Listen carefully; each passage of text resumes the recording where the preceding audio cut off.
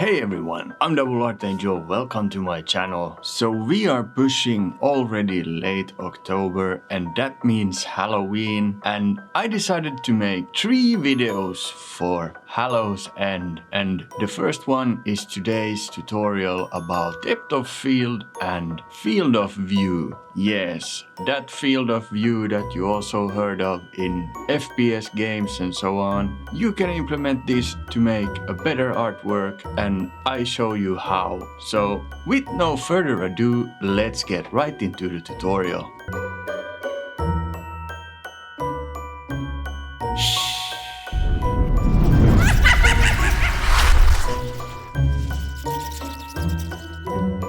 So in today's tutorial, let's take a look at field of view and depth of field. And field of view, let's start with this one. So field of view means how much of the world in front of you can observe, either through the human eyes, a camera lens, or for example on a screen. So the screen part is probably the one that we are most recognized with, and that's because of games, right?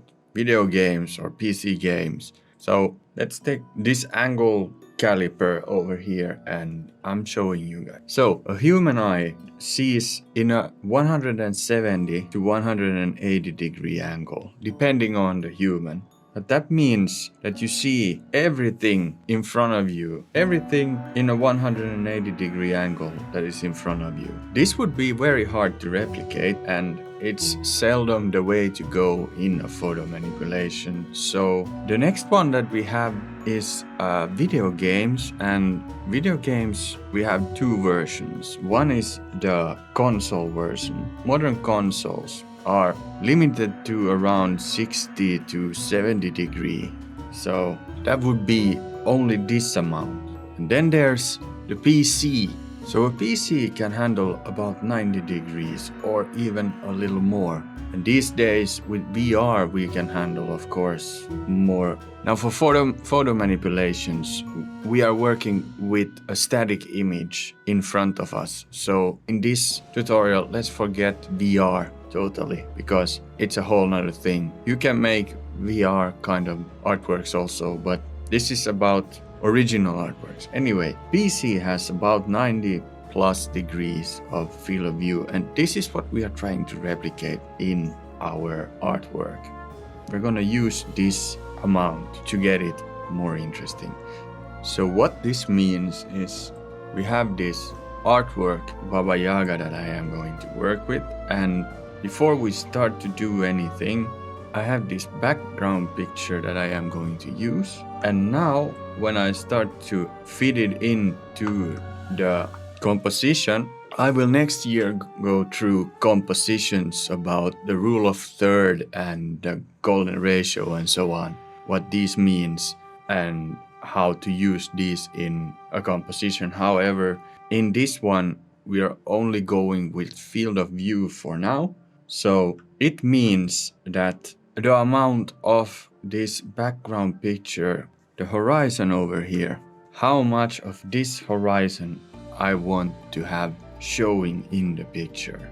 So, because I am going to use the rule of third in this picture, it means that my object that will be in this pic will be around here somewhere. So it means that when we stand in the middle over here, the amount of horizon we can see in this picture will determine the field of view.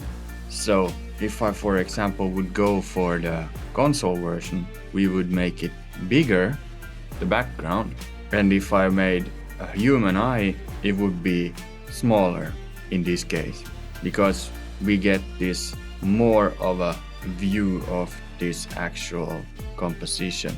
Now I'm gonna go with the about 90, and that means that I'm gonna use this as far as the actual picture lets me do this. To make this more interesting, we're not gonna just use one background picture. I just showed you how, but I have a second one as well, and that's the actual one that we are going to use as the foreground. So I am going to determine where the foreground is by using this picture. So now when I know how much of the horizon I'm going to use on this picture, I am going to mask away what I don't need. And that's basically everything above the horizon. So let's start from that. Now keep in mind in this example that we are not concerned about the color grading in this composition yet. We are doing that after we have gone through these steps in the field of view and depth of field. So let's go to depth of field. That's the next part. So next up we have depth of field, and I see rather often in groups that I am in for photo manipulation where people are telling others that the blur amounts are wrong or the depth of field is not the right one or whatever. Now, this depends all on what the focus distance is. With the human eye, this is a little different because depth of field means with a lens how it works. So depth of field simply means the focus point, what we are focusing on, and the focus distance between the camera lens and the focus point. And let's first blur in everything now. This blur amount is just to show how this works. So first of all, I'm taking away the blur amount from the subject that is taking the picture. That's us. We have a focus point, and that's this other person over here. And if the depth of field is narrow, it means that the focus point will be mostly the only thing that is not blurry in the picture, and we are seeing basically only that. And this is good when you make something like a product picture or you want something to stand out in the picture. However, you can also have a more wide depth of field that makes the picture more interesting by having a little of the background visible, but also a little of the foreground visible. Now, of course, we are adding also light amounts, and if you want to know how light and shadow works, check out this card where I have a tutorial on that too. Anyway, getting back to this tutorial, the focus point in the picture will always be unblurred, but that doesn't mean that the rest of the picture needs to be blurry. And how to make an image interesting and appealing for the human eye is to have a certain focus point in the picture and still keeping in mind the field of view that we just went through, so the surrounding environment. So for example, to make it more interesting in our example where we have over here, I am going to go to this background picture now, and we are making it smaller so we get the field of view more also on the vertical sense, even further away. And we are getting this by making the horizon higher up and the foreground lower down. We are going for a balance between a good narrowness of depth of field. In this picture, I will actually do something right away, and that's turning this composition around.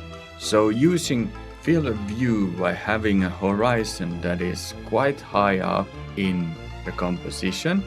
Now, after we determine the field of view by having the horizon set, we need the depth of field, and this is done by using blurriness in the picture.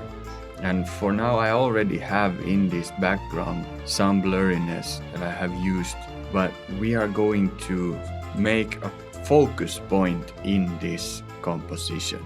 So let's do that.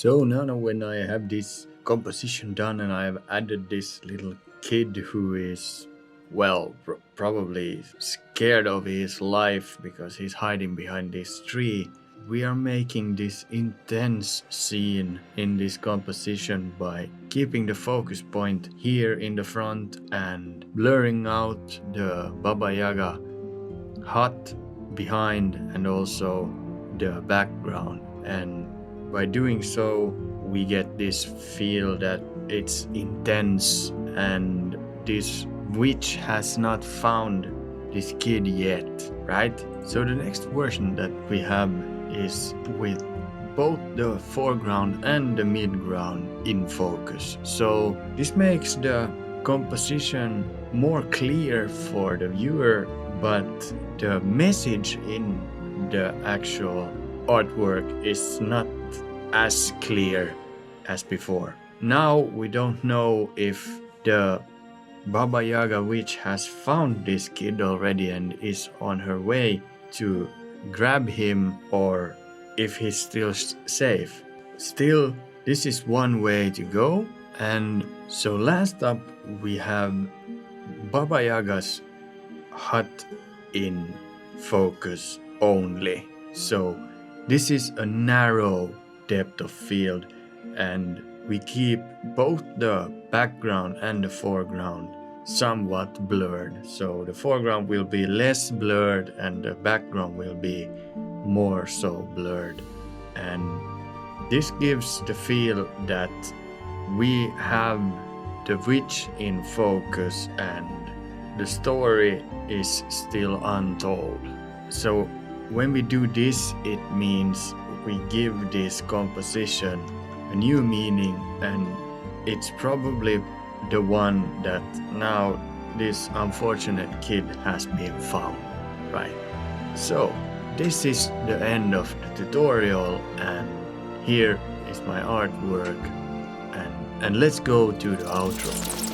So guys, that's this week's video and my tutorial, and I hope it helped you guys.